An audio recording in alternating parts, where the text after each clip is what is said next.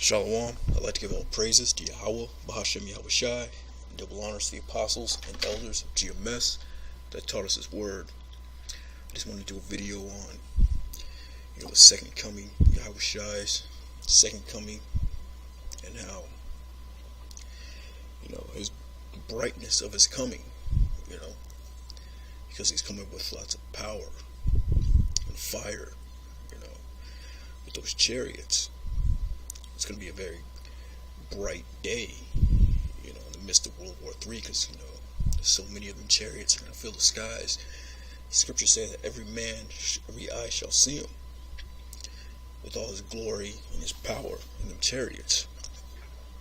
He's going to come with lasers, pestilence, all that, and ultimately, the nuclear missiles, which all play a part in, the brightness of his coming.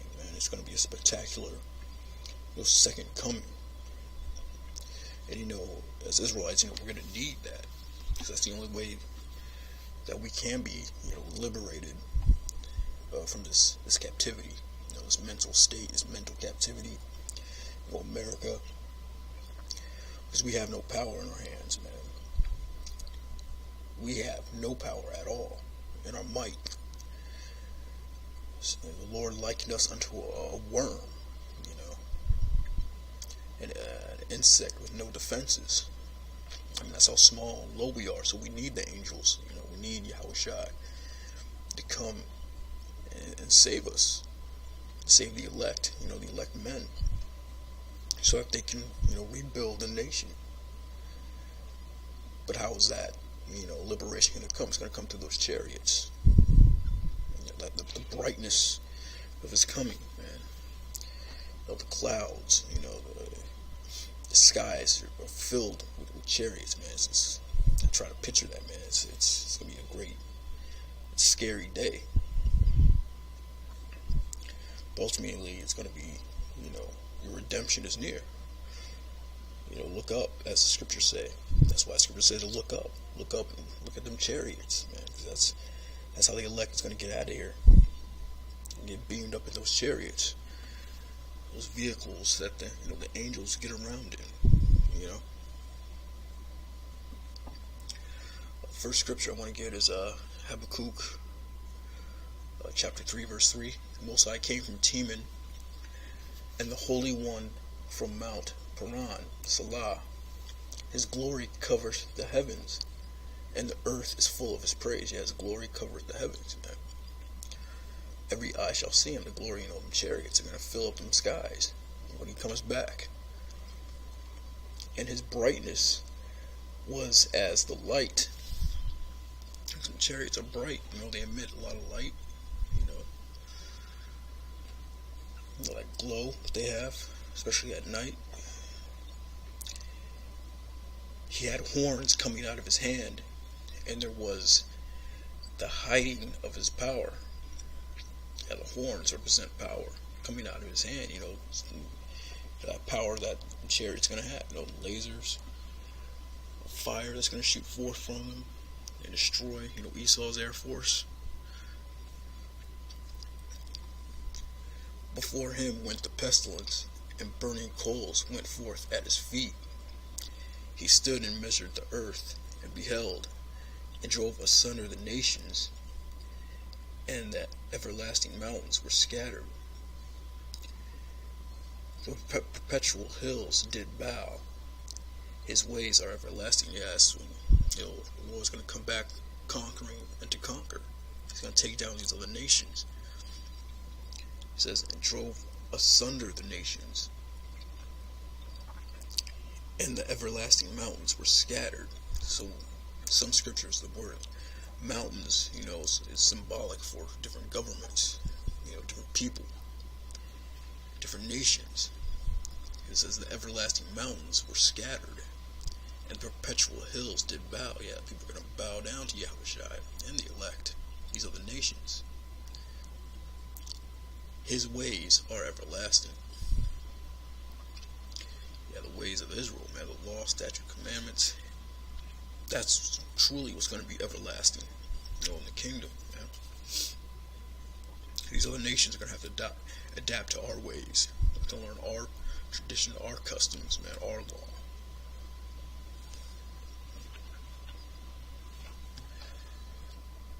Next scripture is Revelations 1:7.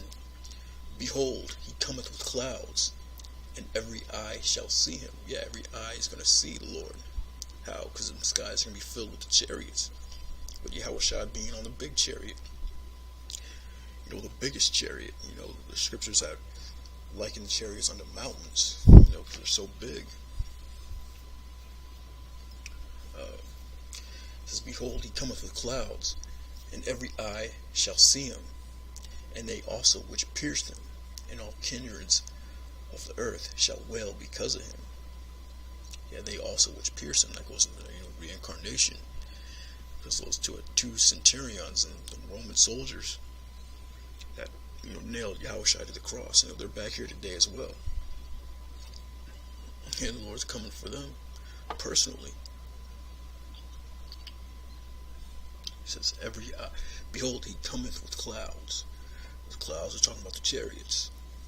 And every eye shall see him, and they also which pierced him, and all kindreds of the earth shall wail because of him. Yeah, total subjection. Total subjection to what these nations are going to have to deal with, man. This could be our time. The Israelites' time to rule, That's what we're waiting on. To get our power back, to get our nation back. Just to be on top, because we've been at the bottom for far too long. We've been in America far too long. And this is a day that y'all should be, our brothers should be, looking forward to.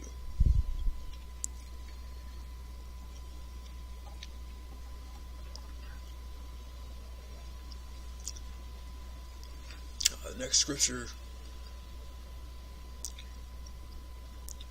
go in depth into the brightness. The next scripture is 2 Ezra chapter 13, verse 6. But I beheld, and lo, he graved himself a great mountain, and flew upon it. But I would have seen the region or place whereout the hill was graven, and cannot. That's why Ezra saw this huge chariot. He thought it was a mountain. He thought it was a mountaintop, part of a mountain. That's how big it was.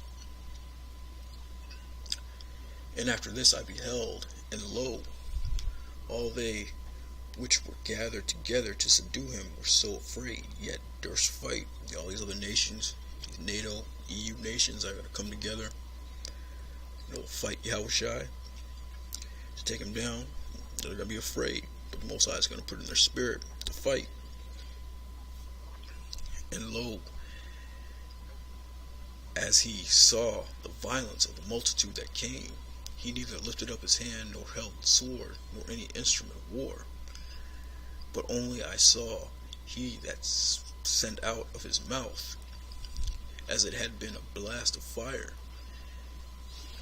and out of his lips a flaming breath, and out of his tongue he cast out sparks and tempests. Yeah,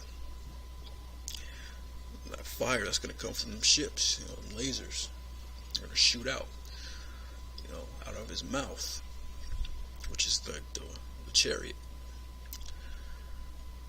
And they were all mixed together. The blast of fire, the flaming breath, and the great tempest, and fell with great violence upon the multitude which was prepared to fight, and burned them up every one, so that upon a sudden of an innumerable multitude nothing was to be perceived, but only dust and smell of smoke. When I saw this, I was afraid.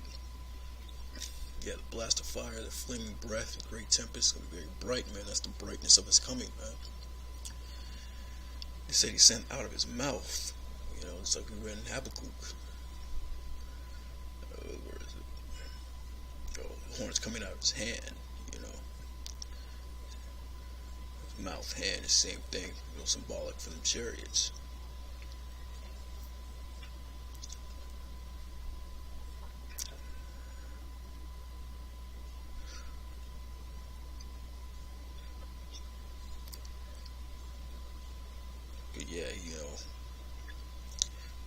concentrated fire and lasers, and they were all mixed together. The blast of fire, a flaming breath, and great tempest, and it fell with violence upon the multitude that was prepared to fight, and burned them up every one. So, these different air forces, these armies, they're not going to prevail against Yahushua. They're going to lose when they go up against him.